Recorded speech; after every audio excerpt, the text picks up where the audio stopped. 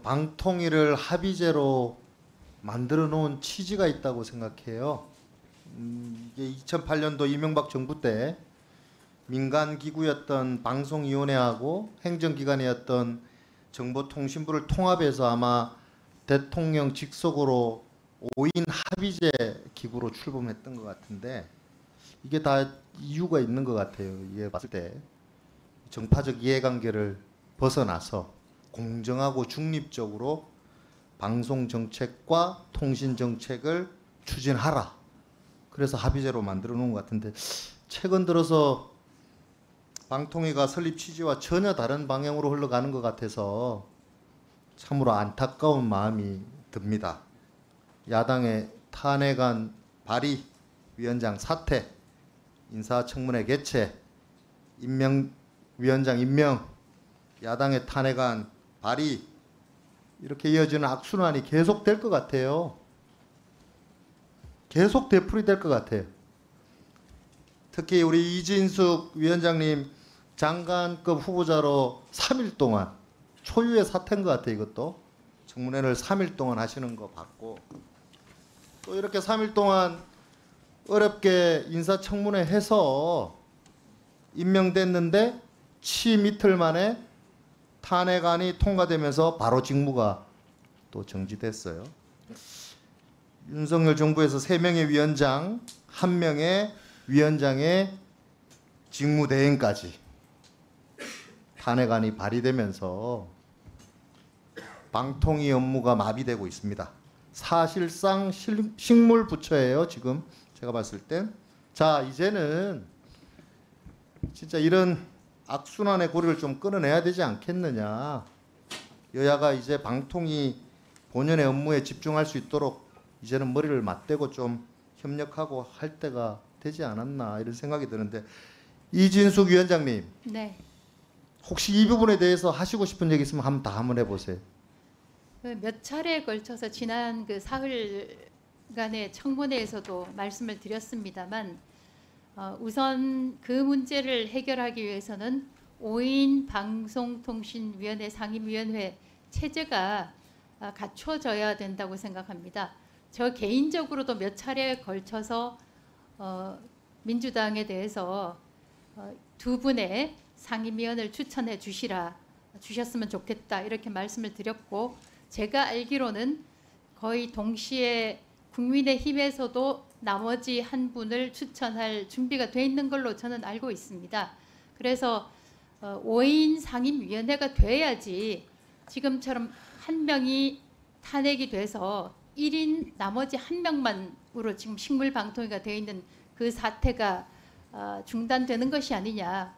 제 개인적으로는 왜 나머지 3명의 상임위원들이 추천되지 못하고 있는지 도무지 알 수가 없는 상황입니다. 대통령이 임명할지 안 할지 어떻게 알고서 우리가 임명하느냐 이런 질문이 있는데 저는 아까도 그런 얘기가 나왔습니다만 대통령이 임명할지 여부는 일단 추천을 하고 나서 보면 될 일이라고 생각합니다. 만약에 추천이 되고서도 임명이 되지 않는다면 그때는 그 지적이든 비판이든 있을 수 있겠지만 아예 추천을 하지 않고 대통령이 하지 않을 것이다. 이렇게 얘기하는 것은 저로서는 이해하기 어렵습니다. 조속히 한시바삐 5인 상임위원회 체제가 갖춰지기를 개인적으로 바랍니다. 김태규 예. 직무대행님, 예. 우리 이진숙 위원장님 직무가 정지돼서요. 예. 헌법재판소가 탄핵안을 기각하거나 또는 다른 방통위 우리 상임위원이 임명될 때까지는 아마 우리 부위원장님 혼자 방통위를 이끌어 가셔야 될 텐데 예. 혼자서 5명의 몫을 잘 해내실 수 있습니까? 제가 뭐 계속 능력에 대해서 이렇게 질타를 하시니 그런 상황에서 5명의 걱정이 돼서 하는 말씀이에요. 몫을 해 나가는 게 쉽지는 않습니다. 쉽지는 않은데 어떻게든 버텨내보고 또 기왕에 제가 온 일이니 제가 맡은 일은 성실히 해보려고 노력하고 있습니다. 그러면 부위원장님 1인 체제에서는 예. 뭐 위원회 소집도 불가능할 테고 예. 방통위 지금 주요 정책들에 대해서는 의결을 어떻게 하죠? 정책 의결 전혀 안 되고 있습니다. 안 그래서 되고 그 있죠. 부분에 대해서 제가 계속 말씀을 드리는 겁니다. 뭐냐면요. 의결이 안 되면 제가 할 수 있는 게 없는 게 중요한 것들은 다 못합니다.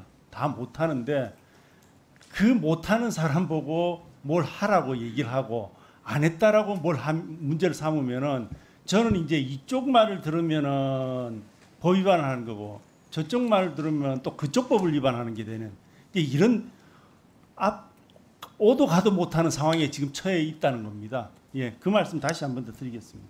예전에 우리 이상민 행안부 장관 탄핵 때 167일 걸렸거든요. 예, 이준석 위원장님 탄핵안에 대한 헌재 결정까지 아마 수개월이 소요될 것 같아요. 제가 봤을 때 그때까지 사실상 우리 방통위가 업무가 마비될 것 같은데 업무 공백에 대한 우리 부위원장님 제가 발생하지 않도록 준비 철저하게 하셔야 될 것 같아요. 예, 그렇게 하겠습니다. 지난해 방통위 그 인앱 결제 강제 금지법 예, 예. 있잖아요. 위반해 가지고 예. 나온 거. 구걸이 475억이고요. 예, 애플은 205억 원, 총 680억 원 과징금을 부과할 예정이잖아요. 현재 1인 체제에서 위원회 의결을 할 수 없는데 이 과징금 부과 언제 어떻게 해야 되죠? 못합니다. 못하고 지금 이것뿐만 아니고 정보통신망법도 지금 만들어져 있는데 개정이 됐는데 그 시행령을 지금 못 만들고 그대로 가지고 있는 상태고요. 그다음에 특별 재난 지역 수신료도 면제하겠다라는 이 안건이 있는데 이 역시도 지금 못 하고 있고 민생과 관련된 많은 현안들이 지금 다 묶여 있는 상태입니다. 그리고 불법 스팸 문제도 굉장히 심각하고 지금 리딩방 문제 이런 문제들도 있는데 그것 다 지금 국민들 굉장히 힘들어하시고 이런저런 그 어떤 대책을 요구하시는데 저희들이 아무것도 못 하고 있는 상황입니다.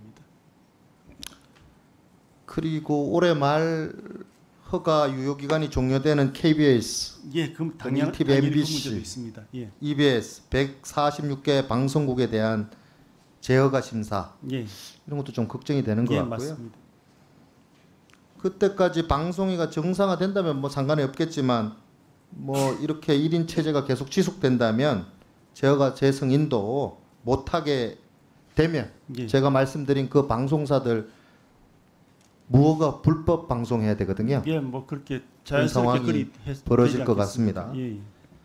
이런 상황들 대비하셔야 될 것 같아요. 어쨌든요. 일단 그래서 저도 계속 누차 말씀드리지만은 저도 사실 여기서 5인 체제가 완성이 되어서 위원회에서 개봉할지 말지 그리고 방금 말씀하신 그런 부분들 결정해 주면은 제가 얼마나 마음이 편하겠습니까? 제가 능력이 없어서 못한 부분을 위원회에서 해결해서 일거에 해결된다면 제가 여기 와서 무슨 뭐 고발을 당하고 이런 일조차도 없지 않았겠습니까? 그래서 제발 국회에서 그 부분에 대해서 도와주십사고 다시 한번 더 부탁드리겠습니다.